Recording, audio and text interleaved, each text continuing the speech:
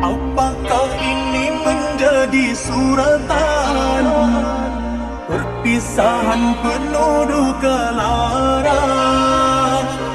Ini sungguh bukanlah keinginan, mimpi buruk jadi kenyataan.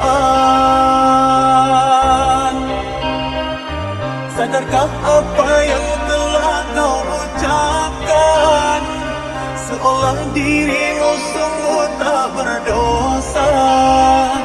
Telah kau sunting diriku ke pelaminan. Kau campakkan mahligai yang kita bina.